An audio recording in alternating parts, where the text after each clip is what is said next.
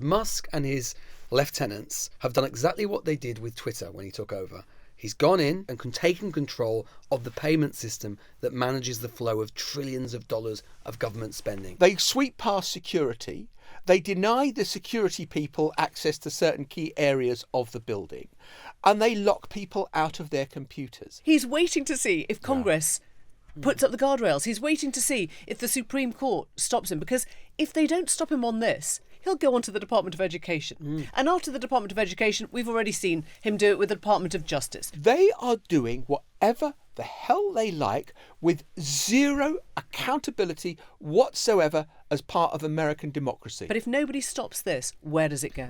Before you watch today's episode, we want to remind you that tickets are on sale for the Newsagents live shows with HSBC UK. We're kicking off our tour at the Birmingham Symphony Hall on February the 17th. Then we're off to the Bridgewater Hall in Manchester the following week on the 24th. And finally, the Usher Hall in Edinburgh on March the 11th. Head over to Global Player to get your tickets for any of these dates. The link will be in the description below.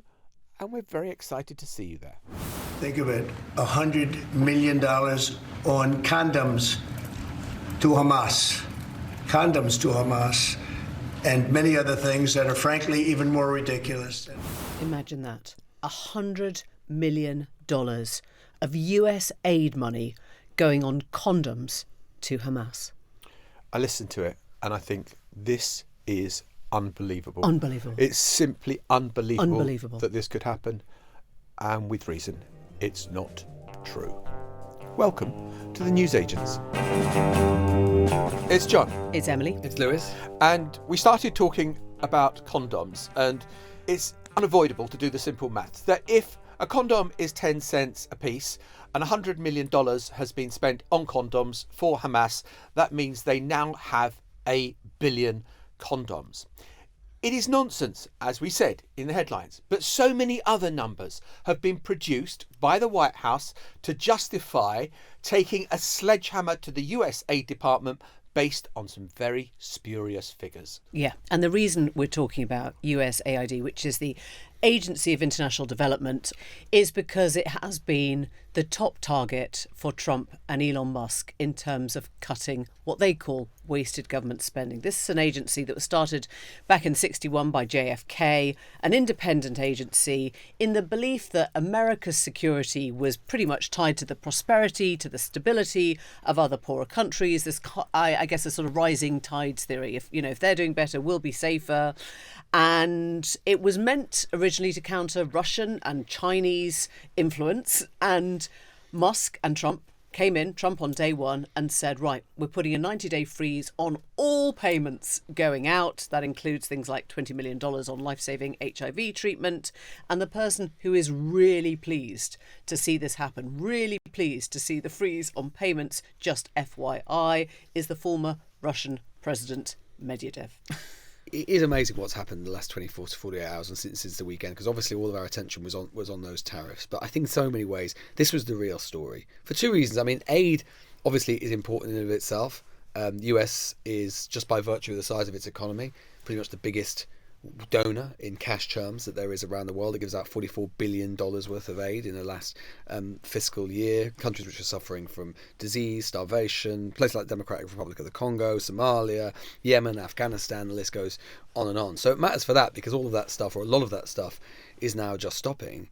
But it also matters because it's telling us something about what is happening to the US federal government in the era of not just Trump, but Trump/Musk. And there is this theory in political science called state capture. And we've seen it happen in other countries when you've got a new regime come in and you have either the regime itself or sometimes close allies of the regime, particularly rich people, go in and start to take over the mechanisms of the central government itself. And to some extent, and I don't want to be hyperbolic about it, but to some extent, that is what we've seen over the course of the last 72 hours. Musk and his lieutenants, often young guys under 30, have done exactly what they did with Twitter when he took over. He's gone in at the weekend when no one else is there, no one's working there. He's gained access to classified material. He's taken away people's security passes of the civil servants who work there, and in the process gained sensitive details about millions of Americans and taken control of the payment system that manages the flow of trillions of dollars of government spending. And we don't know, the key point is, we don't know exactly what he's doing, how he's doing it, and really, apart from Trump, on whose authority he's so doing. So this is the key question, because you can have an intellectual argument, and it's happened in Britain, over whether the Department for International Development should be a freestanding department or be part of the Foreign Office. It is now part of the Foreign Office, and something similar seems to be happening in the US right now, where the State Department is incorporating USAID. Fine. Let's have a kind of process where this happens. What literally happened at the weekend was that Musk and his lieutenants arrive at this building, they take over the building, they sweep past security, they deny the security people access to certain key areas of the building, and they lock people out of their computers. They have access to people's social security numbers. They also have, as you said, Lewis, the names of the contractors who are doing government contracts. And you could imagine that Elon Musk might quite fancy that. There's one other point I just really want to make, because I think this is absolutely critical to it. DOGE, this Department of Government Efficiency, I should say, has no oversight whatsoever by any democratic means. There has been no Senate confirmation of Elon Musk to do this. Trump has appointed him. There is no system by which you can check their work. They are doing whatever the hell they like with zero accountability whatsoever as part of American democracy. It's unbelievable.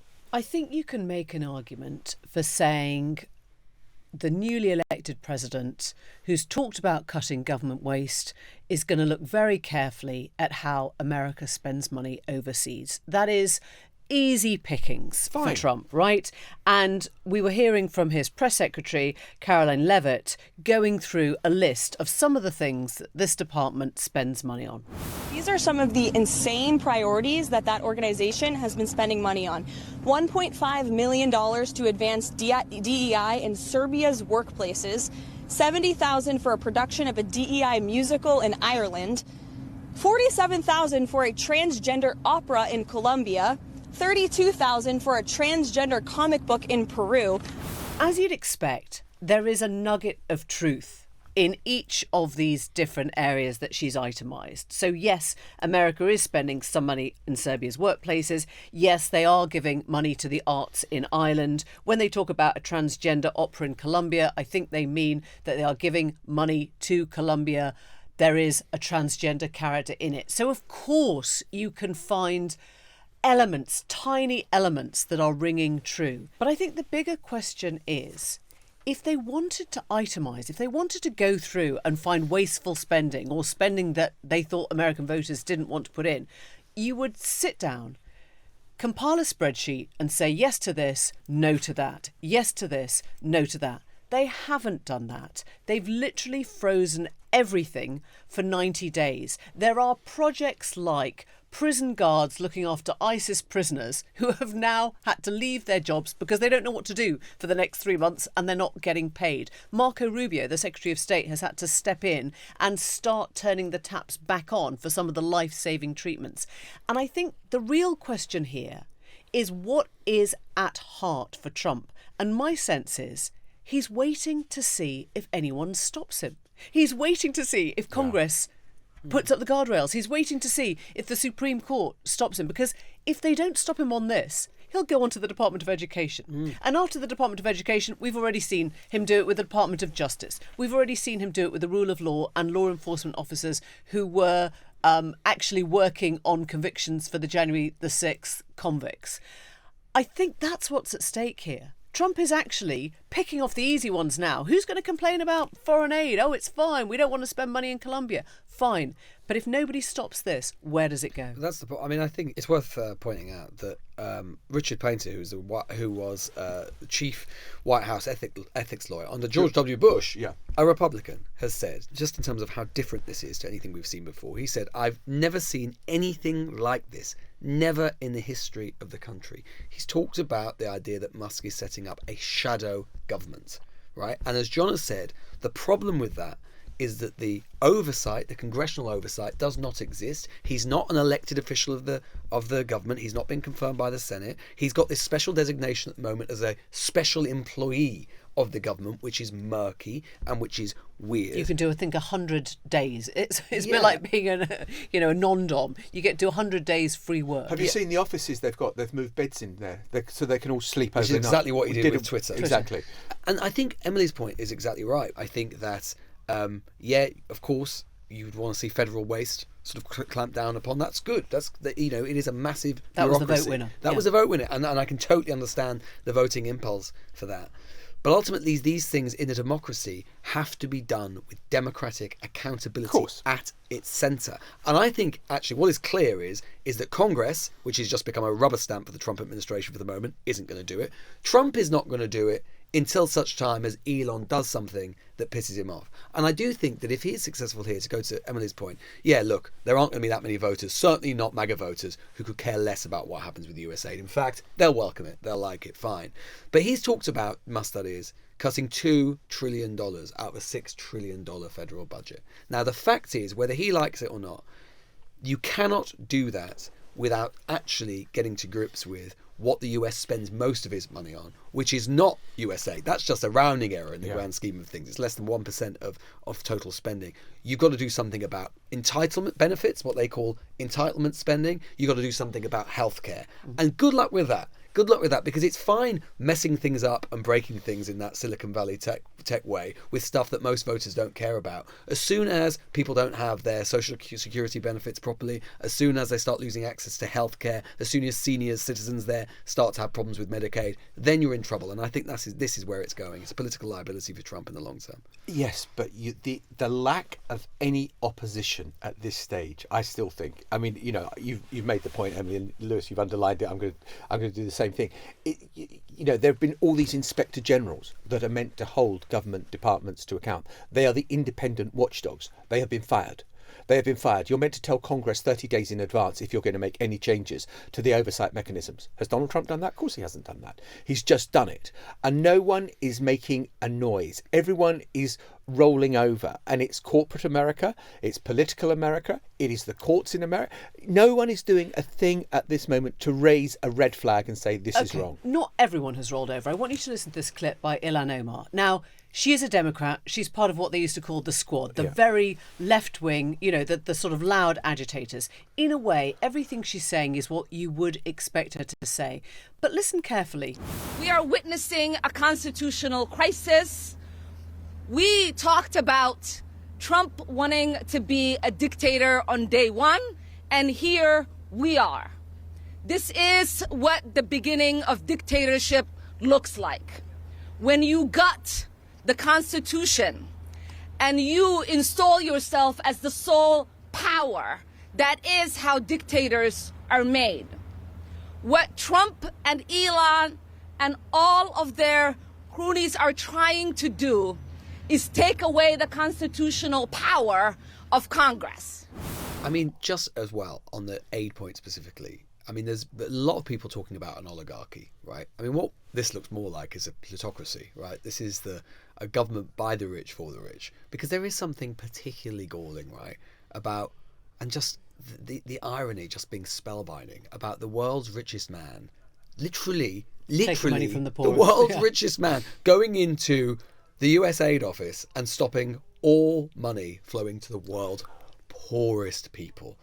I mean, irony is dead. Honestly, he called them crooks. He called the people who ran the department crooks. Has he ever been to any of the places in the world where US aid operates?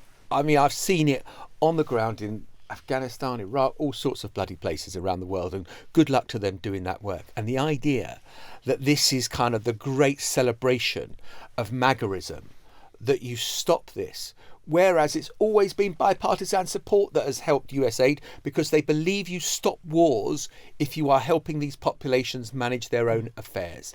And, But good I luck think- with tearing it all up. I mean, I'm sure some of this aid will reflow. I'm sure some of it will come back. But I think this speaks again to the mechanism of an autocrat, that Donald Trump wants to turn everything off so that he becomes the benefactor. I'll decide what goes out and what doesn't. It all starts and stops with me. Yesterday, when we left you, we were expecting, or we were half expecting, I think you had already warned that in Trumpland anything can happen or not happen.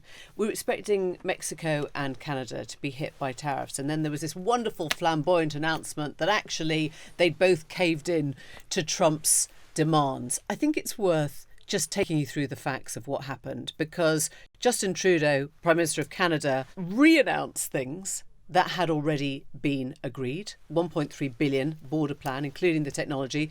The new thing that he gave was a fentanyl czar, which is a little bit like when your kid comes back from nursery school and says, "I've been made tidy up monitor." And you go, "Well done, you, big hug." New And bureaucrat. you keep Elon it to will come yourself. along and cut him. A fentanyl czar. That's what we've got. We've got a fentanyl czar from Canada. That's the only concession Where they hardly made. any fentanyl goes across the border into the US. £70, one suitcase full of fentanyl. Mexico, similarly, had already ramped up border reinforcement for the tariffs threats. Illegals crossing had plummeted in the first 4 months of Claudia Sheinbaum's premiership. Mexico agreed to deploy 10,000 troops to help with border reinforcement before any of this happened. So what have they done? Mexico and Canada have played the game. They've gone pretending that they've made concessions to Trump to allow him to win what is, in a sense, not a trade war, but an information war. Media war. He's just won the headline. That's it. Well, I completely agree with that. Just a slightly different take on it.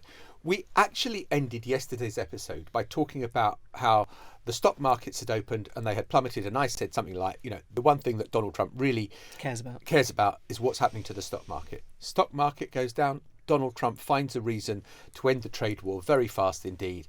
Maybe he was spooked. Maybe he was spooked by what he had set in train and needed to get off that hook that he'd put himself on. In America, undoubtedly, on Fox, on Breitbart, on One American News Network, he is getting every headline that he wanted.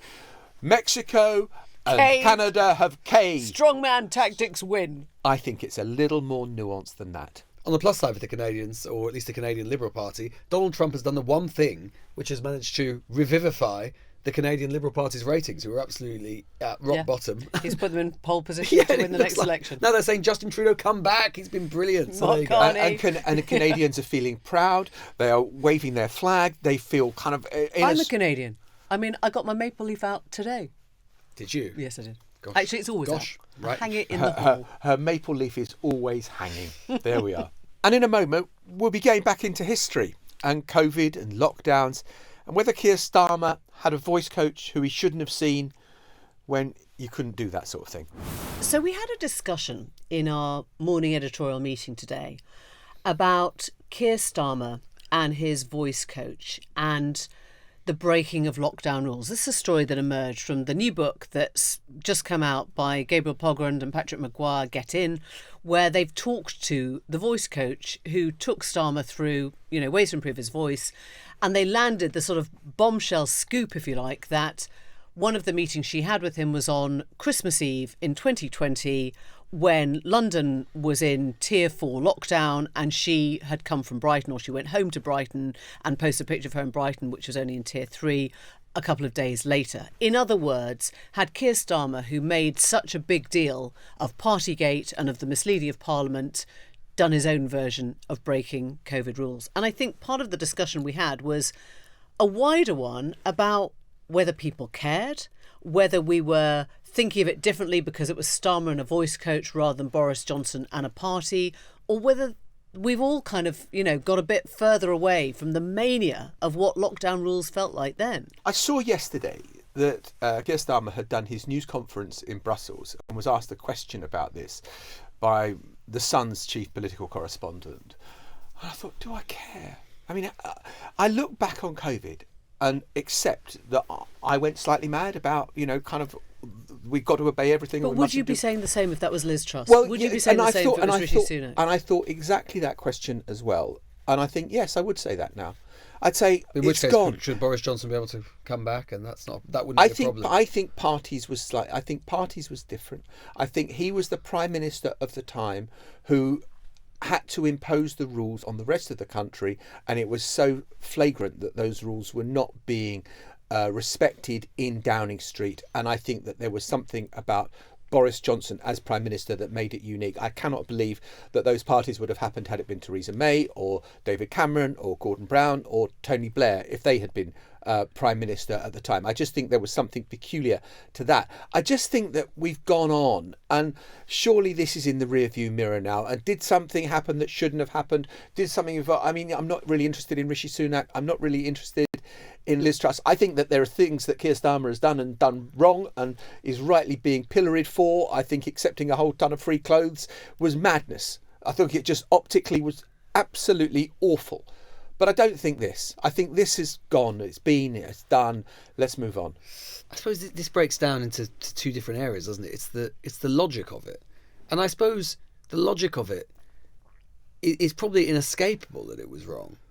And that would be on if you were just looking at the logic of it and saying, well, this Prime Minister, broke the rules and paid the political price, well, maybe this one should as well. Problem is the second element of it, which is the politics, which is, I think, what you're alluding to, John, which is that obviously just the passage of time means that with different stories in the media, particularly like this, it's like the air coming out of a balloon over time, and it's like trying to get sort of wound up about the balloon that was once about to burst, and it's difficult, and there are so many other things. But I can understand you might be aggrieved if you were on the other side of politics and looking at this and thinking there was a problem there.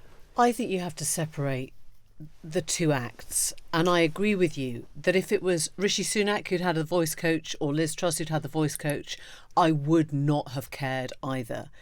I think the parties was very different because it went against the whole sombre sobriety of the time, and I think it also confirmed in people's minds an image they already had of Boris Johnson, which was somebody who didn't think the rules applied to him. I mean, if you remember, the stuff that came out of that was like sick on the walls being left for the cleaners, suitcases full of booze, young people that were working number 10 who thought that they were exempt from all the rules that their own Prime Minister kind of went about every single night talking about. And also, it was about the misleading of Parliament. Let's not forget that ultimately that was what the Privileges Committee came down on. It was the fact that he had lied about it, and he'd done so to Starmer's face in Parliament to all his colleagues. He'd willfully misled Parliament. And I maintain to this day, and when we were talking about doing so much work on that at the time, I maintain to this day, I still think that if Johnson and the number 10 at the time had been less opaque and more transparent, I think it would have worked out differently. I really do, because I think what we saw in that period was that there was actually enormous willingness from the public to forgive, particularly the government, on all manner of things. I think the difficulty with that was that people were remembering the funerals that they were attending where they weren't even allowed to sit next to loved ones. And that was the kind of the emotional clash of the parties and the funerals. The mourning and the partying was just too strong. I'm not saying that I agree with you. I think rationally, Keir Starmer probably did. We will find out he probably did break a lockdown law. It all comes down to whether you can describe her adequately as a key worker, right? She's saying, I was a key worker, I was going to help the leader of the opposition with this. And again, with all of those things, it was a bit of a movable feast. An osteopath, would it have been different? Yeah. If it had been a health matter, it would have been different, right? I suppose my question is a slightly different one to that, of what sort of key worker they were or what they weren't, and whether it was Liz Truss or whether it was Keir Starmer. Aren't we in a phase now where we just don't want to talk about or remember that period of our lives? I'm amazed at how little art, theatre, film, TV is being set in COVID. It's like it's too recent. Yeah. It was a traumatic period. I think there was an area where we all went slightly mad, and I look back on it and, my obsessive mask wearing, even when I was in a public area, in a wide open park, I would keep my mask on. And I look back and I think, God, scrubbing vegetables. And I remember sharing a jacket in a park with a friend. Like, we were sitting on the ground and she put her jacket down. We both sat on it because the ground was slightly wet. And then she was like, no, you're going to get spotted here. Move off. And she sort of pushed me into the grass so I wasn't sitting next to her.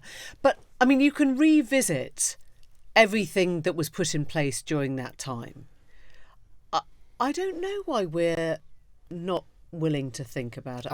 I think it's because it was a really horrible episode in our lives, and I think we've shut the box and we don't want to reopen it. I remember at the very start of the pandemic realising that just journalistically, there's a lot of this stuff was epidemiology and scientific that I wasn't going to be able to add very much, and I remember thinking like, what can I add to journalism? Yeah. And I just thought, you know what, I'm just going to have to read about the history of pandemics. Then that'll give me something, right? Because that's the thing. I'll just go to the history. So I remember reading really early on a book called Pale Rider, which is a book about the Spanish flu. Yeah, exactly. 1980 to 1990. Loads of people read it. And I remember there's a chapter at the end of it which was talking about saying, right, I've established in this book what massive events the Spanish flu was. It killed more people than the First World War. It was for various reasons which need not detain us. Basically the heart of lots of the politics which was to follow. And yet no one ever talks about it. Even in history, no one really writes about it very much. Even within the historiography, it's just not really very understood or thought about.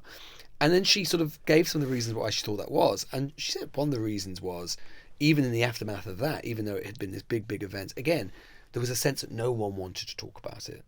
No one wanted to remember. And it was even more traumatic in some ways for them because it affected young people, and so many young people who had come back from the war who had survived that had died. Yeah. And I remember reading that and thinking that was really interesting. And she was saying that, this was true of pandemics even before that as well, that they tended to be ignored. I remember reading that thinking, well, that's very interesting, but I'm sure that won't happen now because we've got digital life, it's been so totalising, and yet it seems to me that the impulses have been precisely the same. But also, wasn't the amazing thing about the Spanish flu was that the second tranche of it was much worse. Yes. And we all said, oh my God, the second tranche is much worse. But this time will be different because we know what we're doing this time around. I think it's fascinating that we keep repeating the actions of the past without actually changing it. I guess the question now for Starmer, though, is politically, is this going to damage him? Is this going to hurt? I think at the most marginal level that people who already have a low opinion of Keir Starmer, who think that he's dead dodgy, etc., will be confirmed in their view. But does it shift the dial, particularly in one direction or another? I mean, maybe it will change, maybe I'm wrong on this, but it doesn't feel like it's got resonance. It doesn't feel like it's got traction. It doesn't feel like people are talking about this in a kind of active way. I mean, Lewis, you've just done your radio show. Was anyone on about it? No. Not before we didn't ask them about it. So I suppose if they'd rung in particularly exercised about it, then it would have been weird. I think it is the question around the passage of time. I think that and indeed the voice. I mean. What happened to the voice? Yeah. I mean, some money back. Some people could say, is there a refund policy? Totally changed. Right. We will be back in a moment with a letter from Canada.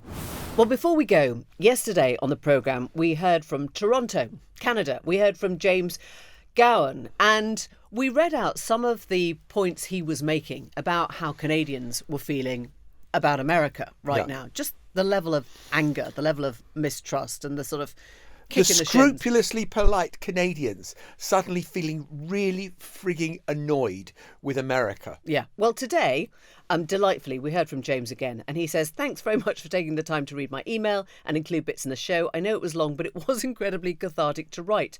To celebrate, I went out tonight and bought some British cheese, as you can see in the picture I attached. Feel it was the least I could do to help your economy a bit. Liz Truss will be delighted that British cheese is being bought again in big numbers in Toronto. In tiny numbers, I think, but still being bought, yes. But it could spread. It could become viral in Toronto that people are buying British cheese. Exactly. And he's now said, James has said, appears that Donald has backed down for 30 days in exchange for some rather easy concessions from us. That's how Canadians there are seeing the win for them. And we'll get to do the whole thing all over again. It's like the worst ever menstrual cycle you can imagine. I wondered where that sentence was going to end. I didn't anticipate there. It's exhausting, isn't it, with Mr. Trump at the moment? But the Canadians, you've got this coming again next month. Bye-bye. Bye for now. The Newsagents. This is a Global Player original podcast.